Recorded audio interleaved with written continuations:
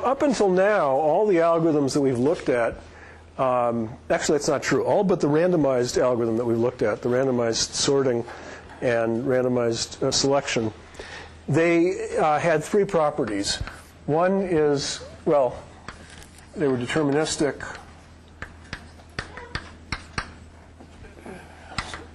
Actually, maybe this is more than three. They were always correct. Okay, so if it was an algorithm to, other than the randomized algorithm, even then that was just a matter of time. But if it was an algorithm to sort numbers, it was going to sort them correctly. If it was an algorithm to, what other algorithms did we do in this class? I'm blanking here. We must have done something besides sorting. String matching, finding all the patterns inside of a text. Okay, if that was the algorithm, if that was what that algorithm was for, it did it. Okay, it was always correct. And the third thing is that the worst case time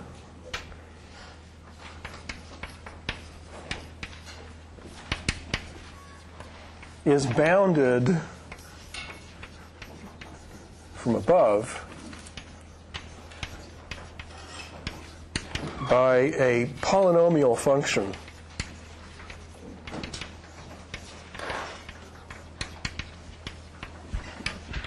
of the input size. Okay? So what kind of functions have we seen? What kind of upper bounds have we seen? We've seen order n. Okay, that was, for example, for pattern matching. We've seen order n squared. We must have seen order n squared. Who can think of an algorithm we saw in this class that has upper bound time order n squared? I think one of the dynamic programming algorithms we did must have been like that, right? Well, anyway. Or order n cubed. N cubed RNA folding was n cubed, right? Okay, so we've seen algorithms like that. We've also seen n log n. So all of these functions are nice polynomials of the input size. N is the input size in these problems, and or at least it's the number of elements in the input. And polynomial because n is down here, but the exponent doesn't involve the variable, right? So these are all polynomial functions. So the worst case time for all of these algorithms is bounded by a polynomial function of the input size. That was a property of all the algorithms we've seen so far. Have we seen any algorithms that had a running time like 2 to the n? I don't recall that we have. I don't think we've done any algorithms that had that kind of time. Well, this is not a polynomial. This is exponential. Okay? The variable is in the exponent. That makes this an exponential function. Or n factorial is also an exponential, or some people think of it as super exponential, okay, because it's even bigger than 2 to the n. Okay, so certainly it's not polynomial. I mean, it's sort of an odd-looking function. But anyway, it's not bounded by any polynomial function. Its running time is not bounded in the big O sense by any polynomial function. So, all right. So hopefully everybody now knows what I mean when I say that the worst case time is bounded by a polynomial function. And generally in this world of algorithm design and algorithm analysis, we take the existence or non-existence of a polynomial time algorithm as sort of a rough dividing line between efficiency, an efficient solution and a non-efficient solution. Okay. Now that is rough, but when we get into NP completeness, you'll see more about why. Rough, you know. Who knows how to spell rough? I think I'm having one of those days. GH? Okay, yeah, thanks. I was never a good speller. Rough, actually, just a complete digression. I was a TA, that's almost 40 years ago, for a class like this. I was in graduate school, and I was the TA, and the instructor had an accident, and his writing arm was completely in a cast and bandaged. And so the way he wanted to do the lectures is he would do the lectures, and I would stand behind doing the board work. But my spelling was so terrible, he got really disgusted with it, and pushed me off to the side, and then anyway. I never could spell well. I can edit that out of the tape later. Okay, so a rough dividing line between efficiency and inefficiency, or efficient and efficient solution, and no efficient solutions, well, an inefficient solution is polynomial time. So if you have a polynomial time algorithm that solves your problem, that's considered roughly efficient. If it's exponential time, that's considered roughly inefficient. But if you look more closely, of course, there are distinctions. I mean, you may have an algorithm that runs in n to the 6,000. That's polynomial, but that's growing very, very rapidly as a function of n, as compared to, maybe 2 to the n over 6,000. Okay, that's exponential, but you can push n pretty high before you start running into horrible trouble. Still, this is a rough dividing line, and usually we don't see functions like that anyway, polynomial functions. Okay, this is all by way of saying that the algorithms we've seen, except for the randomized algorithm that we looked at, all have these three properties. But the truth is that for most problems of interest, we don't have an algorithm that has these three properties. So you can consider this as sort of the gold standard of what we want. Always correct, worst case running time, deterministic. Deterministic really means that we get worst case results rather than results in expectation, or either expectation of the running time or in terms of how often they're correct. So this is the gold standard.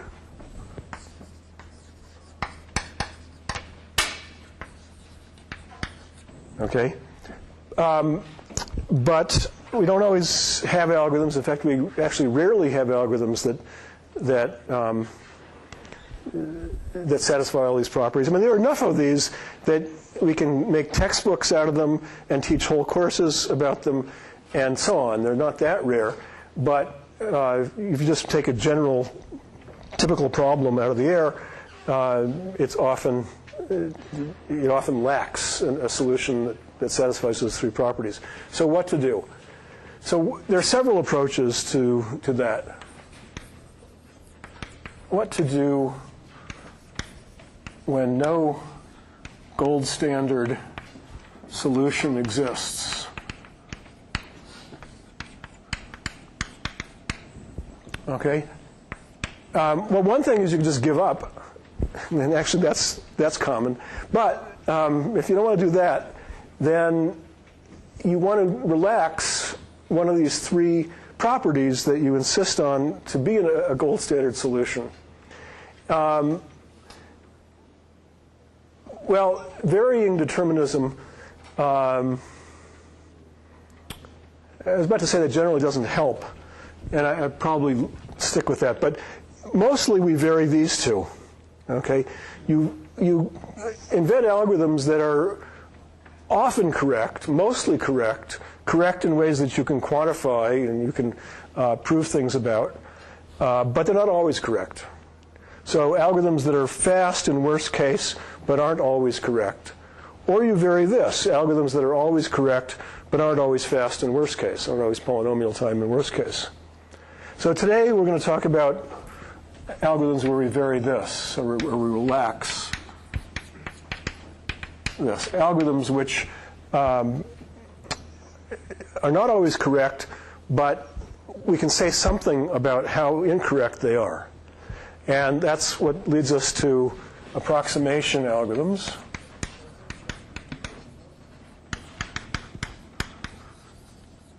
Okay, and usually, well, all the approximation algorithms that I know of are about optimizing some value of some function. So these are not questions that does something exist or not exist. These are problems where we're trying to minimize something or maximize something. We've seen many problems of that sort. And what we're trying to do with an approximation algorithm is get close to the optimal solution. If it's a minimization problem, we want a fast algorithm, a polynomial time algorithm, that is not always guaranteed to get the optimal, to get the minimum, but when it doesn't get the minimum, it doesn't get a solution that's too far from the minimum. So we're able to prove that its deviation from the actual minimum isn't too great. And if it's a maximization problem, then we'd want to prove that our deviation wasn't that great either, but it would be on the other side. So let's say for a minimization problem,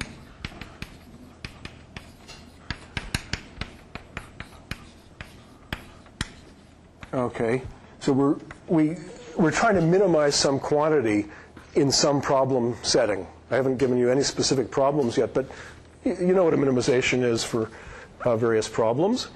So for a minimization problem, let's let just C star represent, okay, C star of I represent the minimum value when the input is I.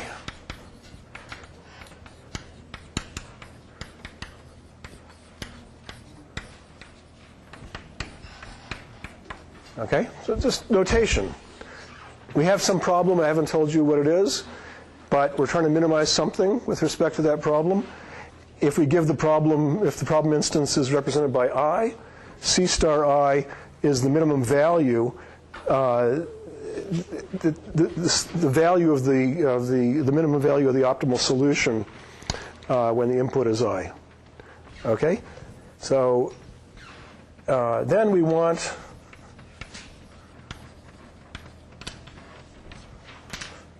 an algorithm whose running time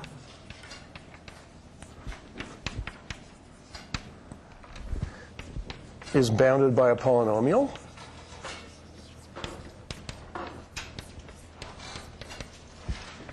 Polynomial function of the input size, okay, where C of I is the value of the solution given by the algorithm.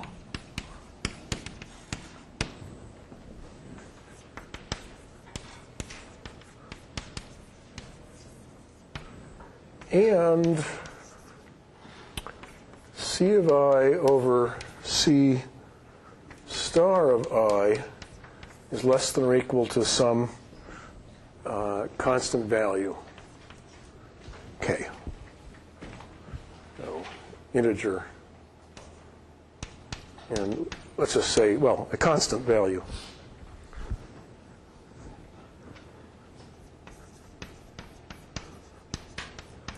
And this is for any I, or for all I. Okay, this is a lot of words. And I haven't even shown you a single problem yet, but this is what we want. We want an algorithm whose running time is polynomial, so it's a fast algorithm. It's deterministic, polynomial time. And it puts out a solution whose value is C of I. It's just denoted C of I. And then we're interested in the ratio. Well, how close is C of I to C star of I? Okay? What's the best you could hope for? What would you want k to be here? 1, right. In fact, if this was 1, you couldn't ever be less than 1, right? Because this already this represents the best that's possible, the smallest that's possible. So it couldn't be less than or equal to 1. So you would, of course, you would like to have an algorithm which is equal to 1, which just means there's a polynomial time algorithm who always puts out a value, a solution that's optimal. Okay? But we're in this context where we don't think that's possible. So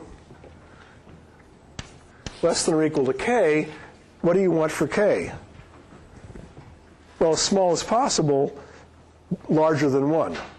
Okay? So maybe, 1.16. The ratio of the what the algorithm puts out to what the optimal is less than or equal to 1.16, etc. There aren't very many of those. There are some around there. It's not, though, that's not uncommon to get something like 2 algorithms where the ratio of what the algorithm puts out, the fast algorithm puts out, to what's the actual best is bounded by 2. And there are algorithms where it's 3. There are algorithms that go up to 5, 6, 7 that people have found interesting. There are a couple that I know of that are like 1.5, 1.3, and so on. But 2 is a very common ratio. Okay. The only thing that would be better than this kind of result is if you could have a result that says Ci is less than or equal to C star I plus some constant. Okay? That would be a stronger result than this kind of ratio. This says you're never more than the optimal plus a constant, which actually means that in ratio, if you get to bigger and bigger optimal values, your ratio of what the algorithm produces to the optimal gets smaller and smaller. But and there are results like that. In fact, there are even results like this, where the values of the solutions are integral, and we have a fast algorithm where its deviation from the optimal is never more than 1. Okay, so that's pretty amazing, pretty good, and yet we don't have an algorithm, a fast algorithm that actually is guaranteed to produce the optimal.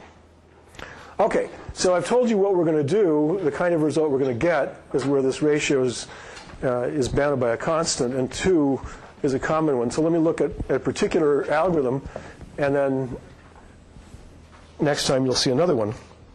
So this is the center selection algorithm. And this is on page 606 of the book. So it's section 11.6. No, 11.2, sorry. 11.2 in the book. And so in this problem, we have n sites. You can think of these as cities. And we're going to pick k. K is not related to that k, but it's used in this problem. We'll pick k centers. And what's a center? So actually, and a center could be any point. It doesn't have to be among the sites. It could be any point on the plane. And so if you want to think of this in some kind of concrete terms, these are houses, and then we have a problem of picking places to put cell phone towers. Okay, and the cell phone towers can be anywhere. They don't have to be right where a house is. Okay, so this is kind of reminiscent of one of the homework problems we had where the houses were on a straight line, although initially it was ambiguous to whether that was, you wanted to have the houses on a straight line or not. And so here we have n sites, and we're going to pick k centers. And we want to minimize R to guarantee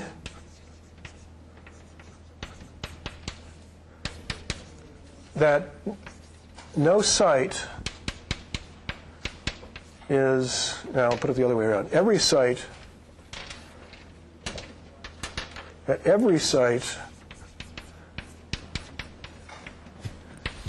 is within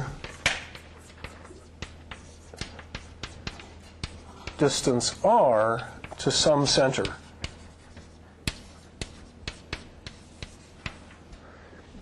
So we've already fixed how many centers we're going to pick, K. That's part of the problem input. But you still have to figure out where you want to place them in here so that you minimize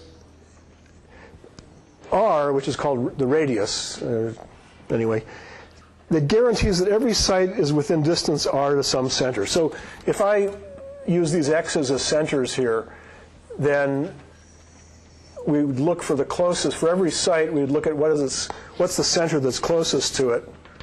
Some of these we can eyeball. This one, maybe less clear, and so on.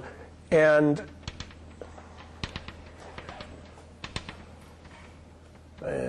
maybe that way. Okay, so every site now has a closest center. And in terms of this picture, what R is the greatest distance. It's the maximum distance of any one of the sites to its corresponding center. So everybody understand what I did here? I just put down some centers marked by X's, and then for every one of the original sites, of course, now I've kind of lost what a site is. So here's a site. For every one of the original sites, I'm showing you which center is it closest to, and then the longest distance between a site and its corresponding center is equal to R. That just eyeballing this, that looks like the longest one. Okay? And what we want to do is we want to minimize what that radius is. We want to minimize R to guarantee that every site is within distance R to some. Now you can imagine this problem in somewhat reverse. You might be given R, and then you'd want to minimize K. Right? That's the version we saw in the homework. We had sites, which were the houses, and then R was what in that? Anybody remember what R was in that problem? It was 4 miles. Yeah. So every house had to be within 4 miles of some tower, cell phone tower, and then we wanted to minimize how many there were. So different variants of the same sort of problem. Now the houses or the sites are not on a straight line. So in fact, this is kind of like what we might have thought initially was the homework problem, but I think it was clear by context that they wanted those on a line. Okay, well, in fact, okay, so we have a problem. This is the problem. We have something we're trying to minimize. We're trying to minimize the quantity R. All right? So this fits within the context of a minimization problem. And you can think of algorithms that would pick K sites. It's not even clear how you'd pick to think of an algorithm that's guaranteed to minimize. I mean, a finite time algorithm. Because there's certainly an infinite number of places you can put down these X's. We haven't quantized this at all. So there's an infinite number of ways that you can place down X here. And so it's not even clear that you could think of an algorithm that runs in finite time that's guaranteed to give you the minimum R. Let alone trying to get an algorithm whose time is bounded by a polynomial in n, and let's say we'll throw in k as well. So a polynomial function of n and k, the input, essentially the input size. And in fact, we don't know one. We do not know a deterministic, always correct, in this case meaning it'll get you the minimum R, algorithm that solves this whose worst case running time is bounded by a polynomial function of the input size. That's the state of the world. And if anybody thinks of one, let me know. You'll see after we talk about NP completeness that would have a huge consequence, and as a minimum, I think there's $1 million prize for anybody who can find a polynomial time algorithm for this problem or many others, any of many others. But you'll understand that later. But right now, just take it as a fact that we don't know any algorithm for that problem that has these nice properties. But we do know approximation algorithms. We know an algorithm whose running time is bounded by a polynomial, and it picks k sites, and it's guaranteed that the distance of every site to some one of the centers that it picks is less than or equal to 2r. If r is the absolute minimum, but we don't know what r is, then the algorithm will produce a solution where we can prove that the distance of any one of the sites to a center is less than or equal to 2r. Okay? So I want to really finish this in one lecture, so let me just show you what the algorithm is. Okay, actually, in the developing of this algorithm,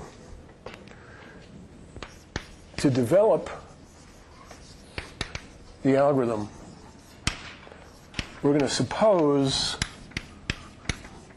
we know R. Okay, so initially in this algorithm, we're going to use R to pick out a set of centers where we can then prove that the distance of any site to one of the picked centers is at most 2r.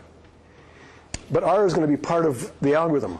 So we're really cheating, right? If we knew r, well, not absolutely sure, not actually obvious if you knew r. No, it's not true that if you knew r, you could easily find what the centers are. But certainly, in this problem, you're not supposed to know r. But as a thought experiment, as developing an algorithm, we can pretend for a while that we know r, and then later see how to get rid of that assumption. So this is just an expositional matter. Okay, so here's the algorithm. We start out with, well, the set of the input sites are in set S. Okay? So the algorithm begins by setting S prime equal to S. Okay?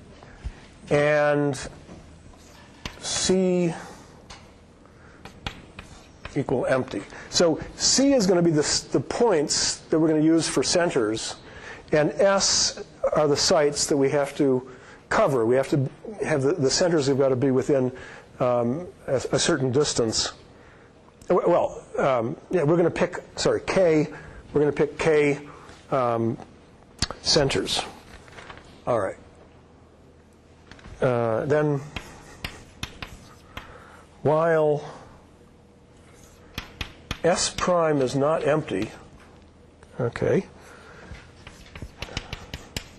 pick any site that's still in S. S prime, sorry. And add little s to C. Okay? Well, that seems kind of indiscriminating. I mean, it doesn't seem like it's a terribly smart algorithm. All it's saying is just pick a point. Pick one of the sites and make that a center. All right? So the next step is the important one. Then we're going to delete all sites in S prime that are within distance 2r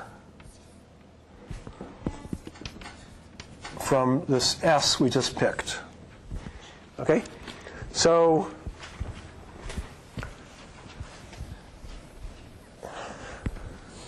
and this is the end of the while.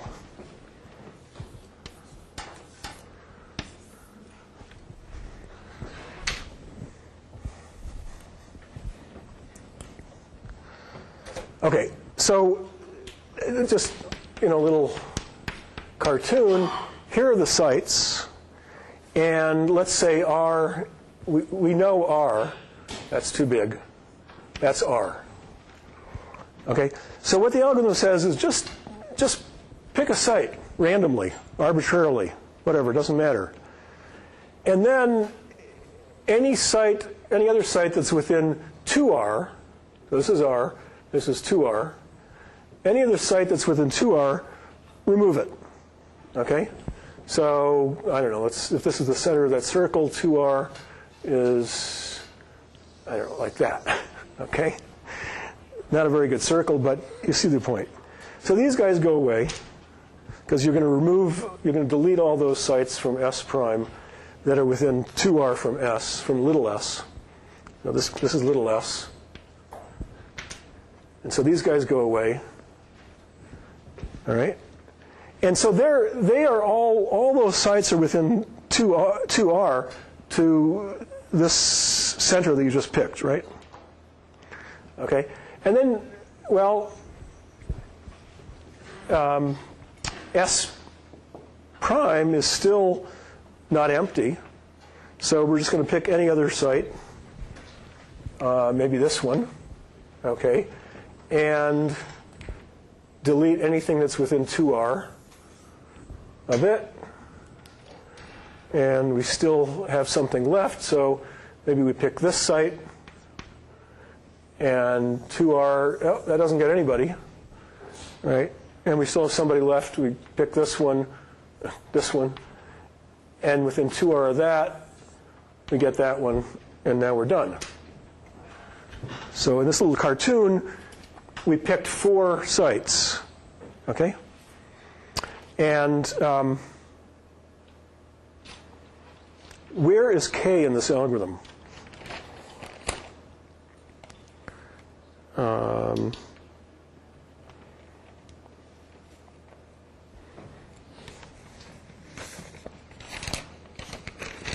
Oh, yeah, okay.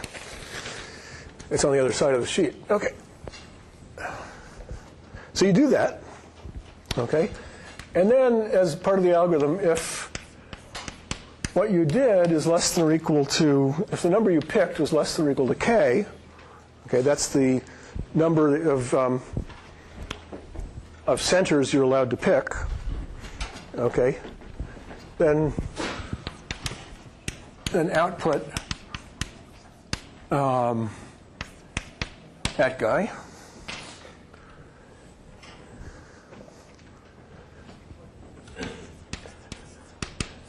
And if C is greater than K, then claim no set. There is no set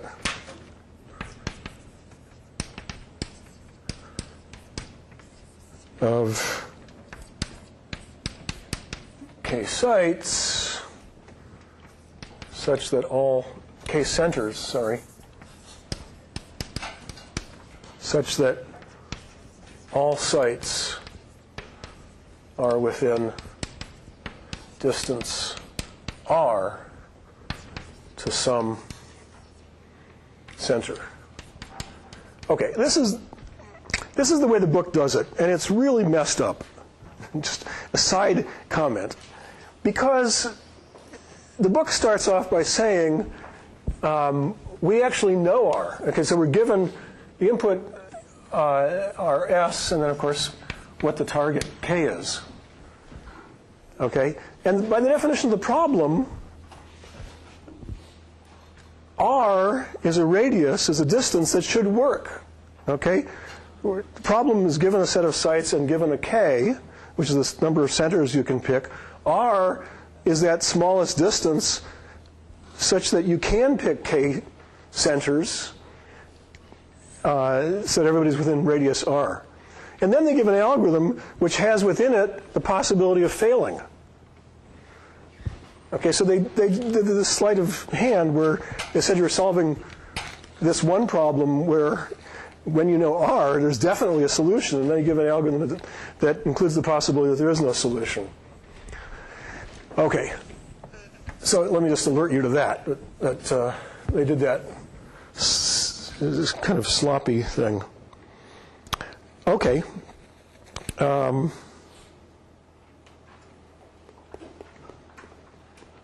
So I want to kind of deviate from what the book does and go back to the assumption that given S and given K, R really is the minimum distance, so this can't fail. This algorithm is going to succeed. All right. So this part, it's okay to have it in the algorithm. It's just this is always going to happen. Okay. This is always going to happen, right? It's never going to fail. So they want to put in this extra code in their program, fine, but we don't need it because R really does this. So I want to prove the following, which deviates a little bit from the way they do it in the book.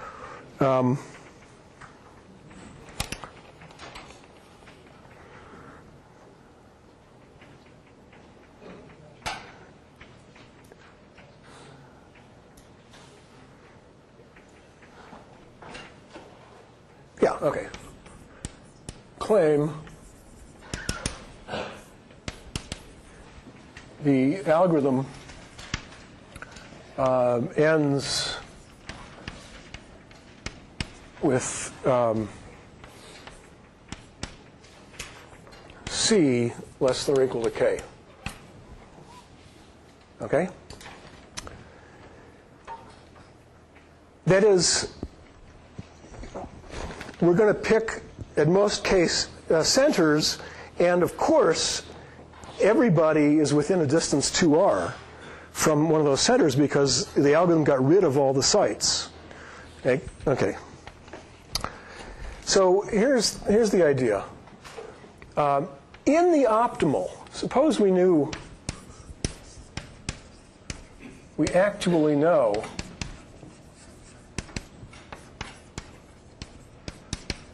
the optimal solution. And I'll call it C star. So here are the sites, and then we have the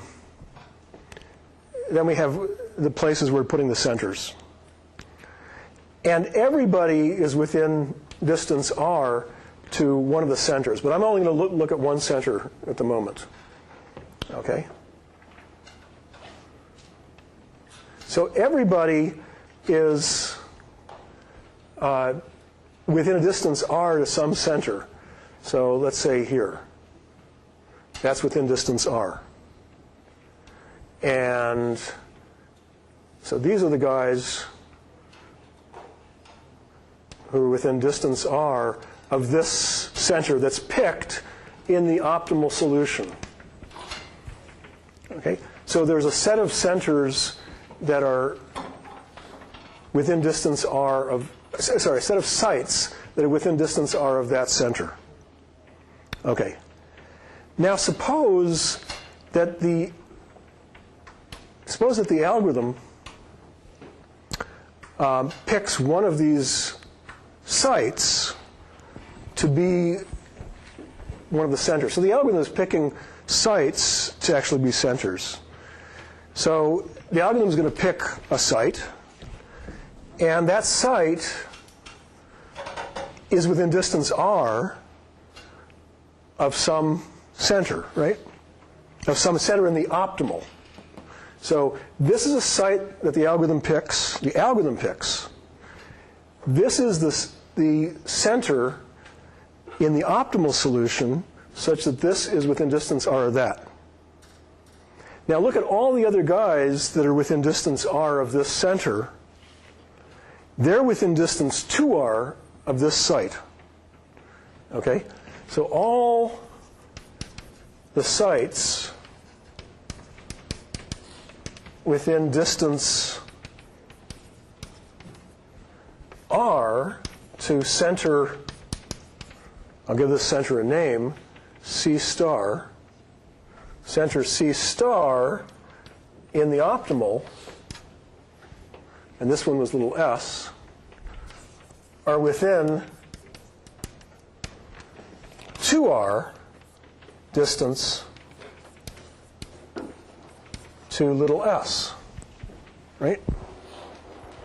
Why within 2r? Well, I mean, if you can go within r to here and within r there, that's, if you went straight, it's even less than that. So everybody that this center covers, all the sites that this center covers, are within distance 2r of this site that's chosen as a center. Okay? So, all right, that's one fact. And then, in the algorithm, you pick this as a center and you get rid of all of these, sites because they're within distance 2r. All right? And then you pick another guy and he's within r to some site. Now, this next one that you picked is within distance r to some other center. Is that within distance r of the center associated with the first site you picked? Can't be within distance r, because if it was within distance r to this one, it'd be within distance 2r to that one, and it would have gotten deleted. So as the algorithm proceeds, each site that you pick as a center is within distance r to a different center in the optimal. Okay? So that is a crucial thing. I'm running out of time. As the algorithm proceeds, each site put in S prime is within distance r to a different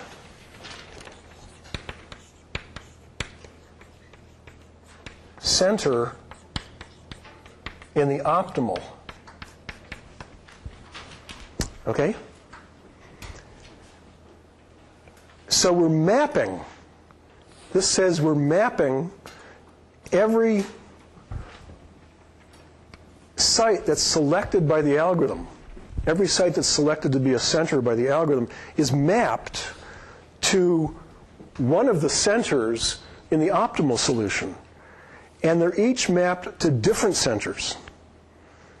Okay? That being true, how many centers does the algorithm select?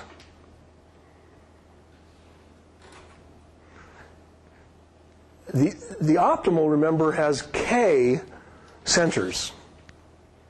Now we're mapping every center picked by the algorithm to a different center. So how many centers does the algorithm select? K, or even less possibly, at most K. And everybody, all the sites are within 2K of one of the centers selected by the algorithm. We already argued that. So this algorithm picks at most K centers, and it has the property that every other site is within distance at most 2K from one of the centers that's picked. So we've achieved what we wanted, which was a polynomial time algorithm. Well, you can argue, you can convince yourself this is polynomial time. It's a fast algorithm, such that it picks at most K centers, and the distance of any point, any site, is at most 2K. That distance is less than or equal to 2R, I'm rushing, 2R of one of the chosen sites. there's only one thing wrong with this algorithm in terms of the result we wanted, which is, yeah, we're assuming we know R. Okay? And we use it in this algorithm to delete all sites that are within 2R of the point we picked. Okay? All right, how are we going to get around that?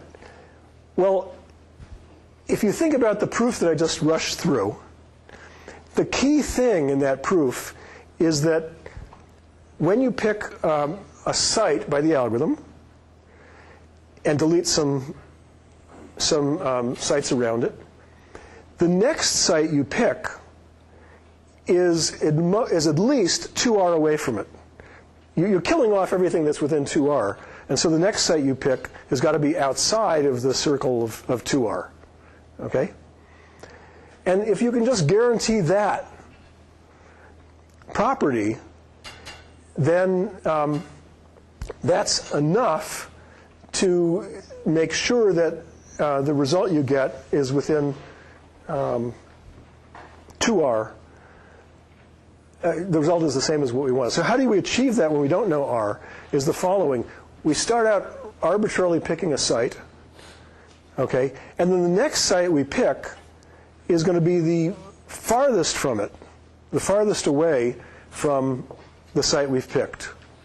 Because that site, if any, suppose we did know R, and we kill off the ones that are within 2R, if there's anybody left, then the farthest one from the one we just picked will certainly be left.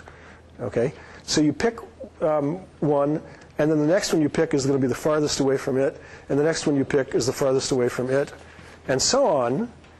And when do you stop?